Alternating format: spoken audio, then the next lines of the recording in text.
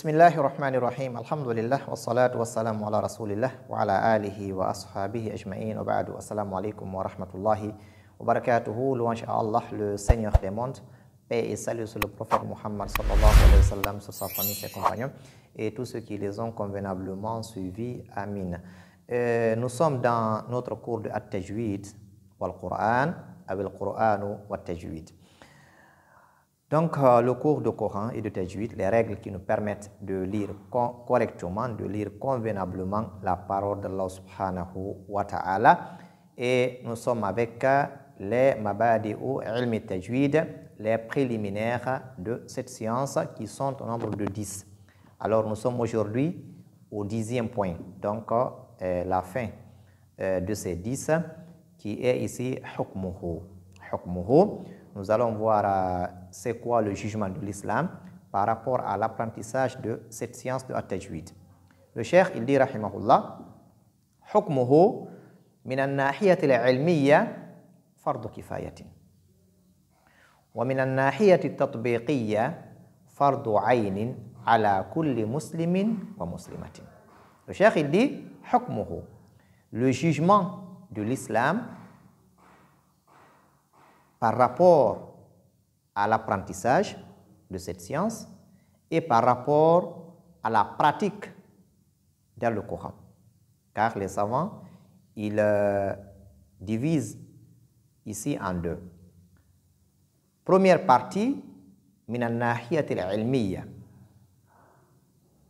Le fait d'apprendre les règles de façon théorique, comme les cours que nous prenons actuellement.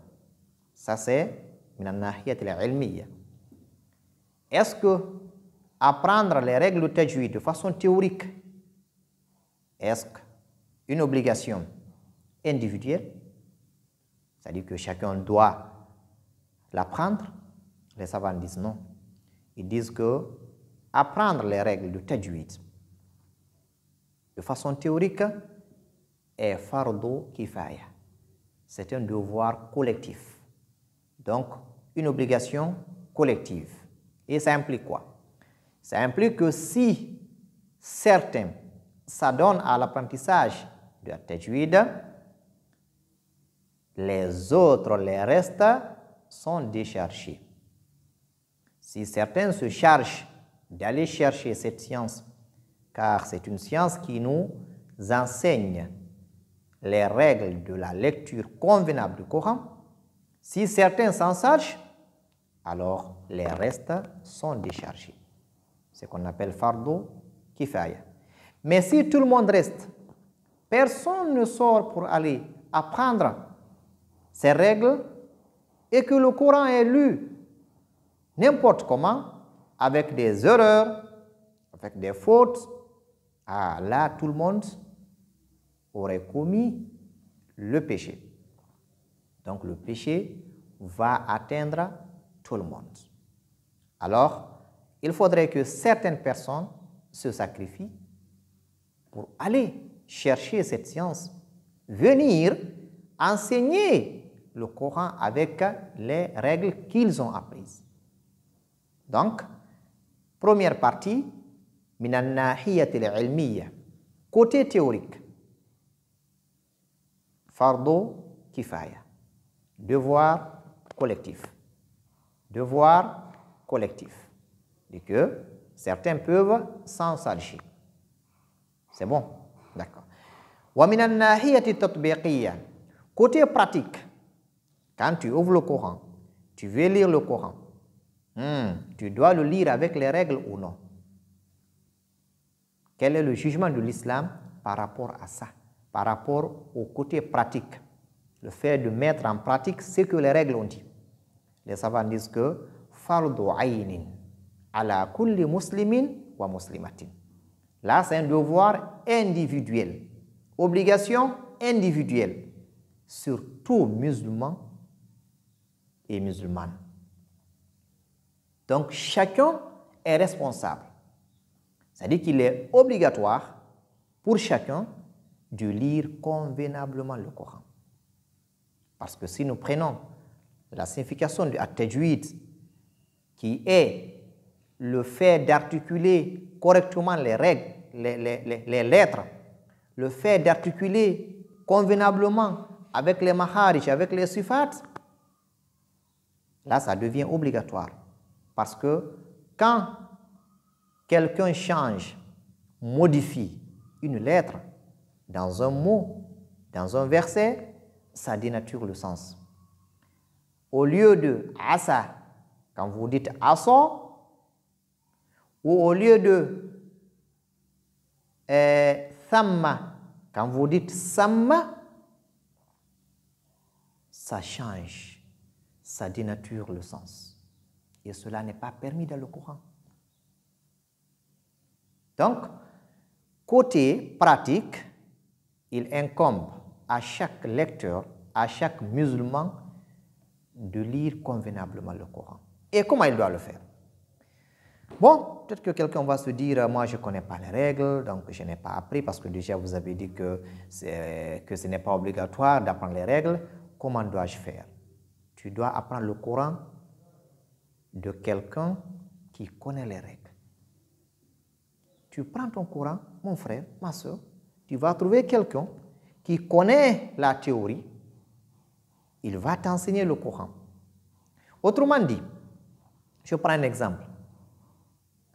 Quand je dis غَيْرِ الْمَغْضُوبِ عَلَيْهِمْ وَلَا الضَّالِّينَ,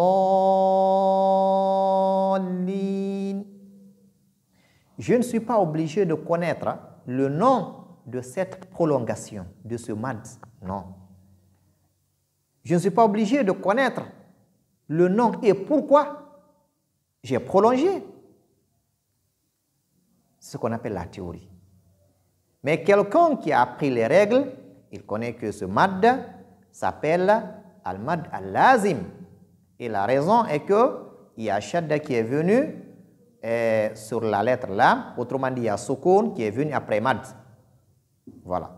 Donc, il sait que quand sukun vient après mad, c'est mad al-lazim et qui est prolongé de 6 harakat. Donc, quelqu'un connaît ça. Mais il n'est pas obligé de connaître cela. Alors qu'il est obligé de tirer, de prolonger ce mad de 6 harakat. Là, il est obligé. Même s'il ne connaît pas la cause, même s'il ne connaît pas le nom du mad, mais il est obligé en pratiquant, en lisant la Fatiha, il est obligatoire de prolonger. C'est un peu cela le sens de théorie et pratique. Donc, le cheikh, dans ce 10e point, il dit hukmuhu, le jugement de l'islam par rapport à cette science de at-tajwid.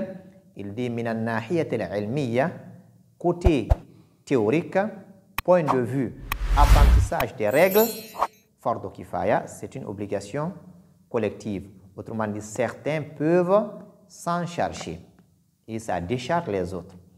Wa min an-nahiyat at-tatbiqiyya, point de vue pratique dans le Coran, fardu aynin, c'est une obligation individuelle qui incombe à chaque musulman et musulmane, donc qui incombe à chaque musulman et musulmane.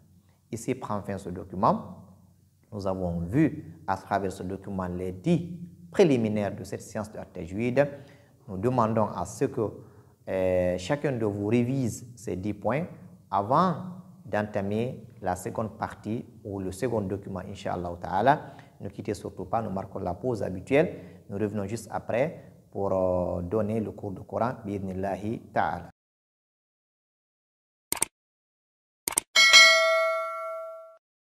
Bismillahirrahmanirrahim. Alhamdulillah wa salatu wa salamu ala rasulillah wa ala alihi wa ashabihi ajma'in wa ba'du. Assalamu alaikum wa rahmatullahi wa barakatuh. Bienvenue dans cette deuxième partie de ce cours de at-tajwid. Nous allons voir le Coran et nous sommes avec le dernier verset de la sourate Al-Fatiha qui est Waladdallin. Waladdallin. Et Waladdallin commence par Waw et cette lettre sort des deux lèvres. Waw. Et elle est lue de façon légère. Donc on ne dit pas Wo, mais plutôt Wa.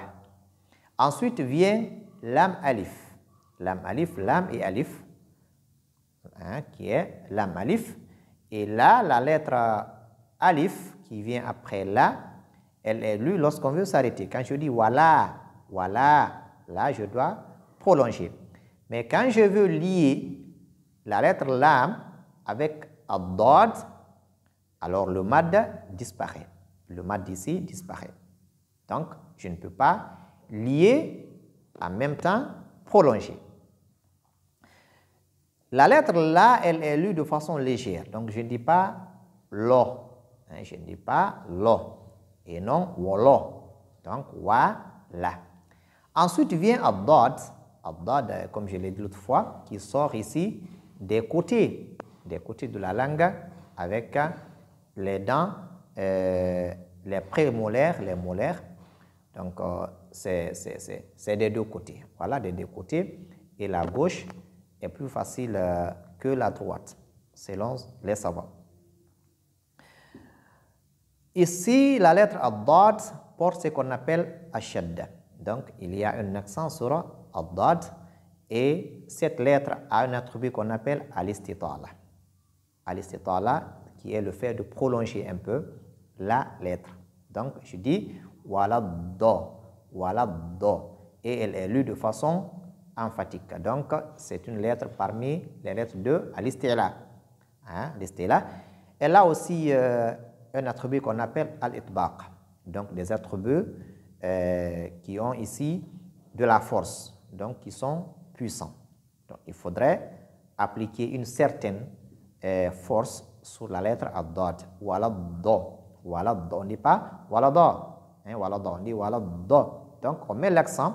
En même temps, on applique al-istila et al-itbaq. Nous allons voir en détail ces attributs, Inch'Allah, dans les prochains cours. Et ensuite vient alif. Alif qui est le mad ici, donc une lettre de prolongation. Et ce alif doit suivre ad-dad dans son istila, c'est-à-dire dans son tafkhim. C'est-à-dire que alif doit suivre dad dans ses attributs.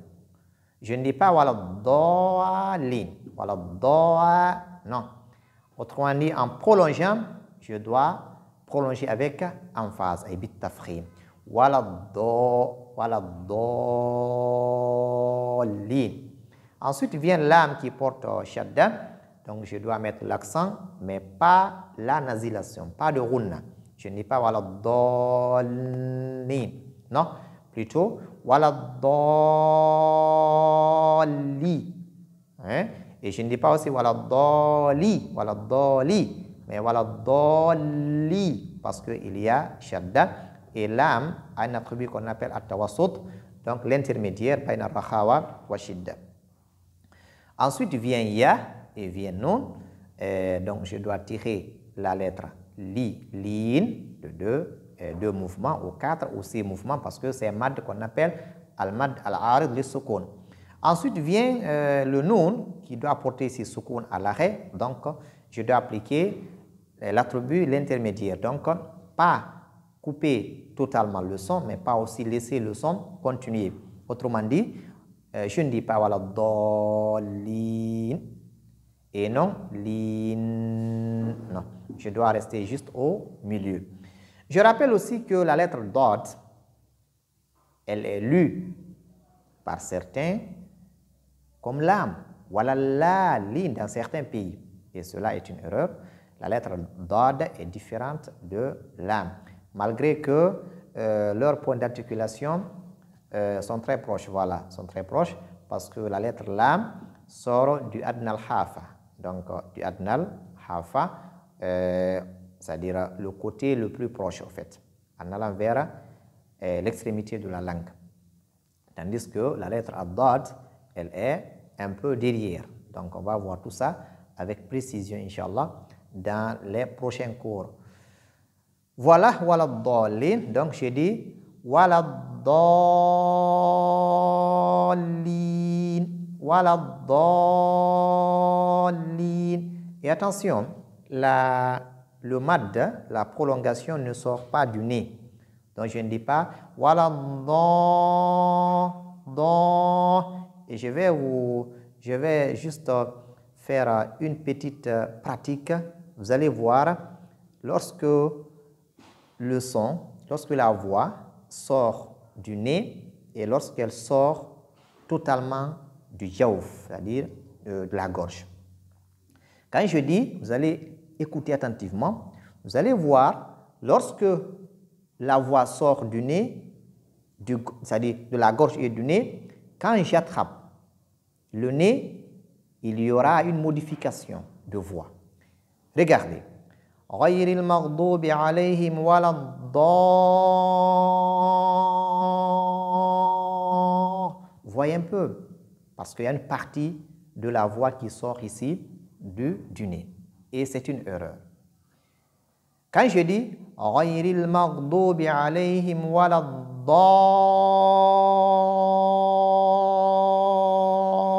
vous voyez, il n'y a aucun changement de voix. Et c'est cette deuxième voix qui est la bonne. Donc, il faudrait que les mads sortent du jawf, c'est-à-dire de la gorge et de la bouche, et non du nez. Le nez, c'est pour les ghunna. C'est pour les ghunna, et les lettres qui doivent être prononcées avec ghunna sont connues, c'est nun et mim. Donc, toutes les autres ne sont pas prononcées du côté du nez. Alors, vous allez bien réviser cette sourate Al-Fatiha. Nous allons, Inch'Allah, revenir pour faire un résumé sur la Fatiha et sur notre document de At-Tajwid que nous avons fini. Qu'Allah subhanahu wa ta'ala nous bénisse, qu'il fasse de la baraka sur ce que nous apprenons. Wa akhiru da'wana alhamdulillahi rabbil alamin. Wassalamu alaikum wa rahmatullahi wa barakatuhu.